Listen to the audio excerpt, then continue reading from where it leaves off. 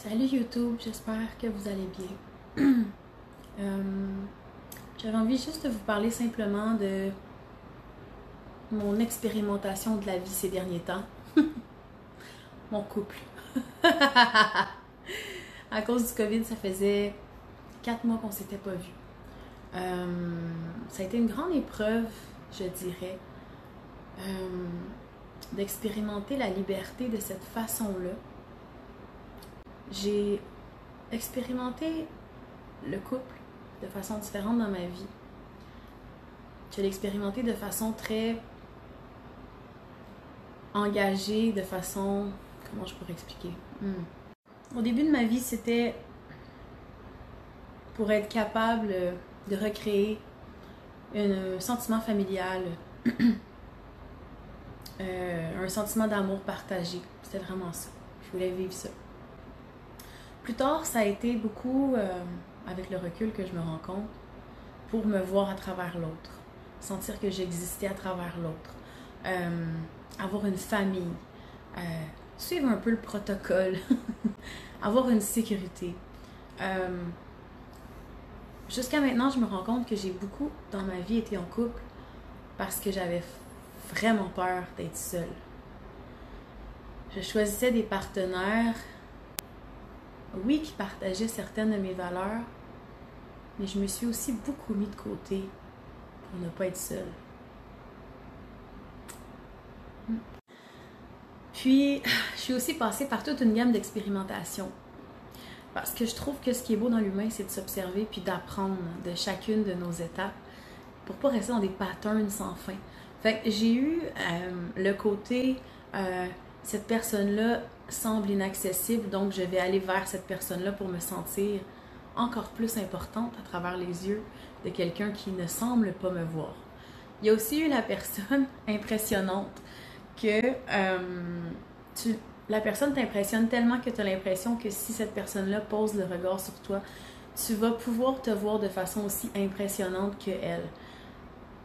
Mais le travail, là, il se fait de toi à toi. L'autre personne a beau te refléter une certaine forme d'amour. Si tu ne fais pas le travail avec toi-même, lorsque cette personne-là part ou ne te regarde pas 24 heures sur 24 comme ça, ben tu te sens vide aussi, tu sais. J'ai eu aussi le partenaire meilleur ami. Le partenaire que je pouvais tout lui dire, tout faire avec lui, qu'on pouvait rire, faire, bref, me montrer de façon plus vulnérable. Je suis passée par là. Ça a été un super beau cheminement. Il y a aussi eu une relation un peu plus amant. Il y a aussi une relation un peu plus où je recherchais à vivre vraiment de l'amour romantique. Mais ce que je me suis rendu compte, c'est qu'à travers mon couple dans ma vie, j'ai beaucoup cherché l'amour de moi-même. J'ai beaucoup cherché la liberté. J'ai cherché la liberté dans plein de sphères de ma vie. Mais c'est toutes des choses que je me rends compte qu'en fait, sont toutes à l'intérieur de moi. Vraiment. Et même que je me rends compte que l'entrepreneur que je suis avait peur de réussir une entreprise seule. Fait que j'ai toujours essayé de compter sur mes partenaires pour ne pas me sentir seule là-dedans. Mais là, l'affaire, c'est que comme je suis une personne qui adore faire ressortir le meilleur de quelqu'un, et pour moi, aider l'autre, c'est me transformer. Parce qu'il y a des gens qui vont apprendre à l'intérieur de eux une expérience et ensuite vont le partager. Moi, c'est le contraire. À travers le fait d'aimer aider l'autre, je vais apprendre quelque chose et ensuite, je vais le transposer envers moi. Fait que pour moi, donner, ça me fait évoluer, ça me transforme, ça me fait grandir. Fait que je suis tournée vers l'autre en premier, puis ensuite, je me retourne vers moi. Bref, ça dépend de chaque personne. Les deux façons sont bonnes. Mais ce qui faisait que je finissais par me perdre et je donnais beaucoup à l'autre et je me donnais peu à moi-même. Parce que en fait, l'équilibre entre donner et recevoir, ce que je me rends compte, c'est que c'est pas nécessairement au niveau du couple, mais c'est au niveau de si moi je suis capable de recevoir de moi-même, je vais l'attirer dans mon couple, je vais l'attirer dans mes relations. Fait en bref, je voulais dire merci, puis ça faisait longtemps que je voulais faire une capsule pour parler des hommes de ma vie. Merci aux hommes de ma vie, tous les hommes de ma vie qui ont passé Ça passe aussi par mon père, mon frère, tous les hommes qui ont passé dans ma vie. Pour moi, les hommes, c'est quelque chose qui est important. Le masculin sacré, c'est quelque chose qui est important. C'est quelque chose que toutes les femmes portent en elles, mais aussi expérimentent à l'extérieur par les partenaires de leur vie. Et encore plus à travers le couple, parce que c'est plus intime. Bref, merci à toutes ces personnes-là, parce qu'à travers vous, les gars, je me suis découvert, et tout ça pour en venir à vous parler que ben, mon chum ce matin est parti à l'aéroport. Ça faisait 4 mois qu'on ne s'était pas vu. J'expérimente une relation libre. Pas libre du genre, on a le droit de coucher avec tout le monde, blablabla, ça n'a pas rapport, on est super exclusif. Une relation libre de se laisser être et faire.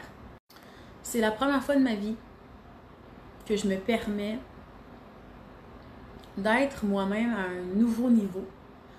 Avec le temps dans ma vie, j'ai enlevé des couches et des couches, puis je le répète souvent dans mes cours de yoga. Plus on pratique le yoga, plus on pratique le fait de s'observer quand on vit des expériences, quand on est sur notre tapis, bref, dans la vie, dans tout ce que tu expérimentes, tu enlèves des couches, tu libères des choses, tu t'exprimes, tu oses être de plus en plus à partir de ton fond sans te mettre un masque. Et je trouve ça beau de voir que moi et mon partenaire actuel, on se reflète une vérité tellement belle. Tu sais, des fois, il va me parler, même s'il me parle de ses blessures ou il me parle de quelque chose de vraiment impressionnant, je vais être capable de m'arrêter pour l'admirer en même temps que je l'écoute. Je trouve ça vraiment merveilleux. Et lui me dit la même chose. Fait que bref. Et je me suis rendu compte que j'étais dans l'apprentissage de recevoir ça. Recevoir le fait que quelqu'un m'accepte comme je suis. Puis là, j'en parle, puis je le sens dans mes yeux que ça vient me chercher. Je suis vraiment dans le processus de m'accepter à l'intérieur de moi à un autre niveau. J'ai beaucoup eu besoin, puis encore aujourd'hui, d'être reconnue et de plaire pour sentir que je valais quelque chose. Ma valeur était mise à l'épreuve à travers mes relations d'amitié, mes relations de couple, beaucoup plus.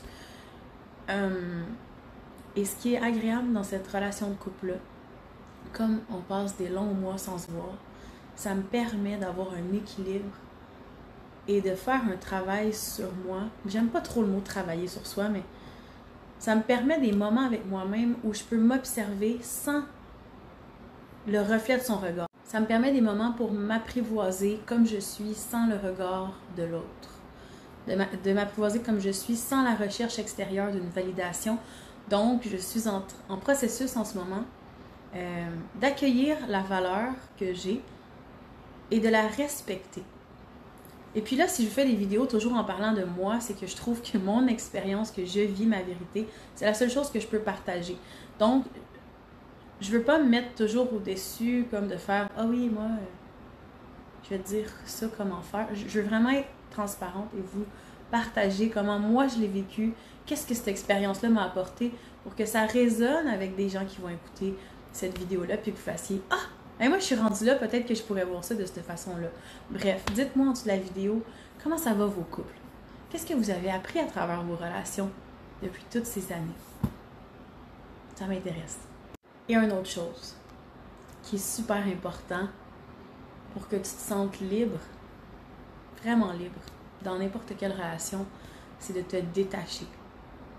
De te détacher de l'impression que c'est cette personne-là qui va t'emmener heureux ou heureuse. Ça part toujours de toi. C'est toujours toi qui as le pouvoir sur comment tu réagis. Qu'est-ce que tu entretiens comme émotion? Qu'est-ce que tu entretiens comme pensée à l'intérieur de toi? L'autre personne est là pour t'accueillir comme que tu es. Elle est là pour se montrer comme qu'elle est, dans ses faiblesses, dans ses forces. Vous êtes une équipe pour vous accueillir les deux ensemble, puis vous dire « Ok, on est un miroir l'un de l'autre. On a des forces, on a des similitudes, on a des complémentarités. Il faut s'aimer dans tout ça. Le fait d'aimer l'autre dans certaines parts qui sont comme les tiennes te permet de tranquillement apprécier ça en toi.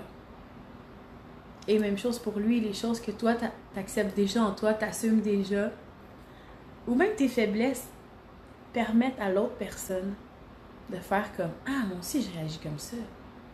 Ok, quand il arrive telle affaire, elle a fait ça. Mais je la trouve belle quand elle fait ça, dans le fond. Fait que pourquoi je suis aussi dure avec moi-même quand moi, je fais la même chose? Donc, c'est la beauté d'une relation libre. Aimer quelqu'un, c'est pas dire ben là, moi, m'attendais à ce que tu arrives à telle heure parce que moi, je ne veux pas me sentir seule aujourd'hui, maintenant. En tout cas, faut pas commencer à posséder l'autre et à attendre, s'attendre que l'autre personne fasse ce que nous on veut pour que nous on se sente comme ça. On décide comment nous se sentons soi-même. Fait que voilà, j'ai appris tout ça. C'est beaucoup, hein? J'ai appris tout ça ces dernières années. J'espère que à travers ma vérité, ben vous vous reconnaissez. Puis que ça fait briller des choses, peut-être que ça vient gratter des choses un petit peu plus sombres. Faut se rappeler que ben, la noirceur qui nous habite, vaut mieux plonger dedans pour en faire ressortir les expériences et les apprentissages que de le bloquer puis d'essayer de se le cacher à soi-même et même aux autres parce que ça va revenir tôt ou tard puis faut oser l'observer. Donc j'en profite pour honorer mon couple. On a passé une semaine incroyable. On a rencontré nos familles. On s'est présenté à soi d'une façon incroyablement belle et romantique et drôle et simple. Et je t'aime, mon amoureux. Bye tout le monde.